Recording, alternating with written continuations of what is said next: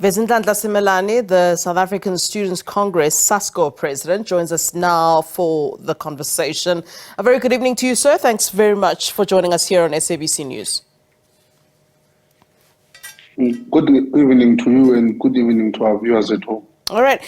Talk to us about why you are referring to outsourcing of the financial aid scheme meal allowance payments as money laundering.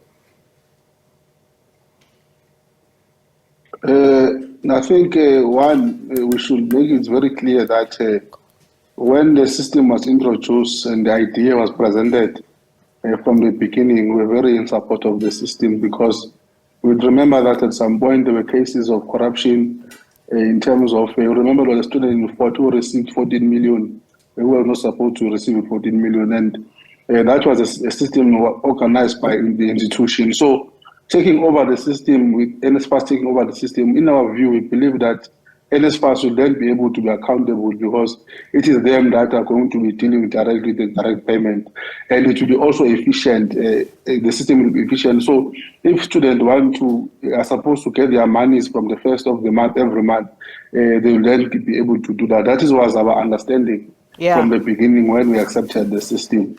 But now what we have realized is that it's not what we were promised from the beginning. One, you saw in TT today there's a protest. More than half of students who are funded by NSFAS have not received their money, So that also questions the question of efficiency that we believe that the system will be able to assist us with in that regard.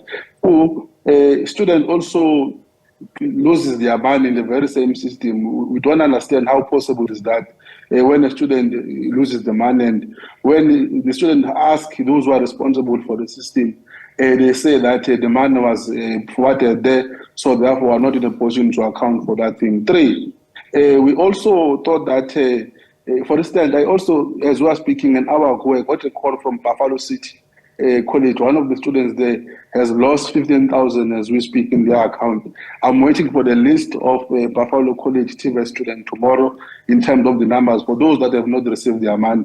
So we have a problem of a system that is not efficient. There are delays, but we have also provided some, interventions with the meeting that we had with NSFAS yesterday. How does this new system work differently to the old system? Because some might say your argument is fundamentally the fact that, the money is not being deposited directly into the student's account. Talk to us about how different the new system is.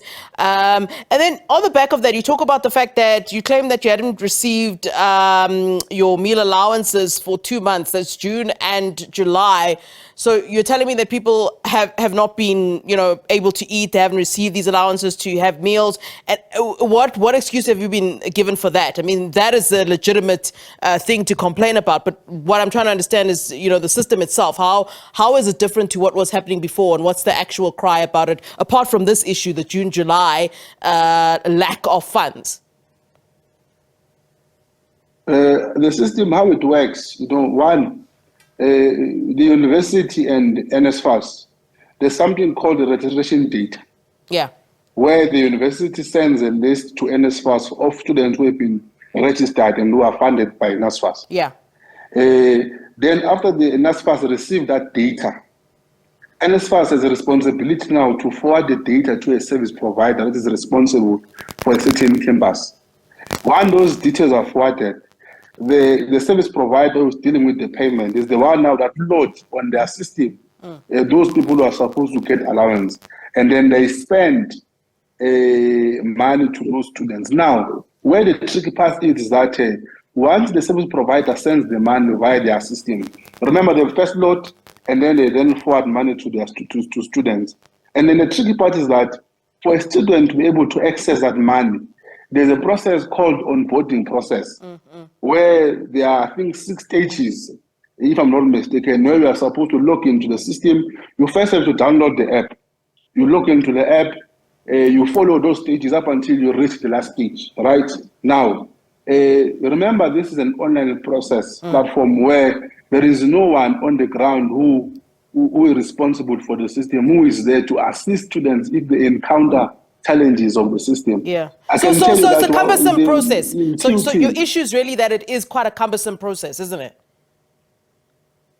one of the fundamental matters, and as much as the cumbersome process, then they end up, some of them, they don't even understand, they can't conclude the process because some of them, in a way, they are lost, you know. Yeah. So in that regard, there is no one who has been sent to the TVET colleges on the ground to say, officially, who are from these people who have been appointed to deal with this dispatch of allowances. If you are encountering any challenges on an online process, who are there to help you. Student will ask anyone who's around them to say, can you help me in this process? And then you realize that that person who has been trying to help, maybe is the one who's going to steal the money, you don't know. But there is no one who is officially accountable on the ground to say, we are here to help students. Remember, we have said there's an online registration in all campuses.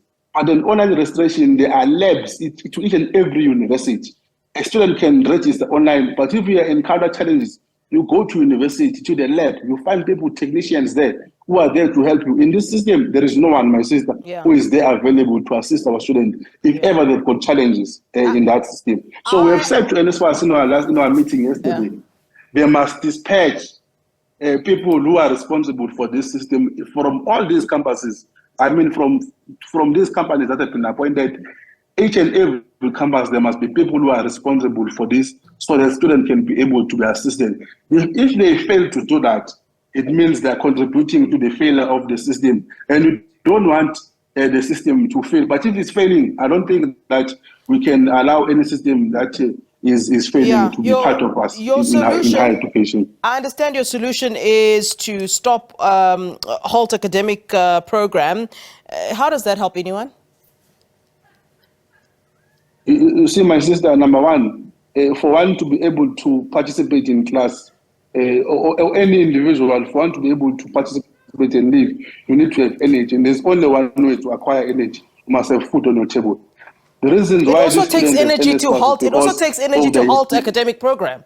It also takes energy to halt academic program, and it causes you to. It causes a problem for all students. Now you're behind. Now you're going to complain about the fact that you are now behind. Is there no other way to express your grievances? I think I liked what you said. Bring someone from these companies on the ground to help deal with the problems.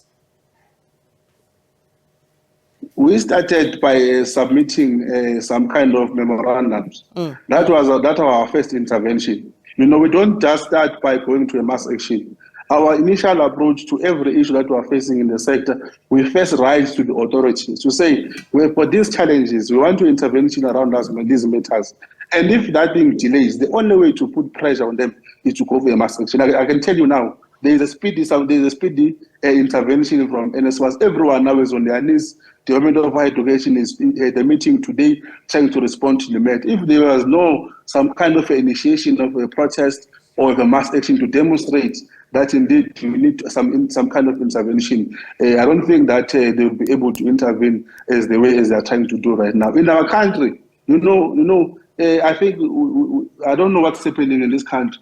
For anyone who have got grievances, if you are putting grievances politely, they hardly respond. Not unless you are now participating in a protest and stuff like that, they then begin to take you serious. So our protest, of course, it becomes the last option. You know, we are supporting TUT comrades, and if there's any campus that has same challenges, we'll be there supporting them. But that is not our primary intervention. We start in a boardroom, but if we don't find each other in a boardroom, we think that the only way to resolve these matters is what we always do the best. But the thing stands now, NSFAS is responding, but we do hope that their response would be positive. All right, Mr. Simelane, thanks very much for talking to us. Then let's hope it doesn't get to that. Vezinhlanhla Simelane is the SASCO president there, talking about some of the issues regarding the financial aid scheme meal allowance at TUT.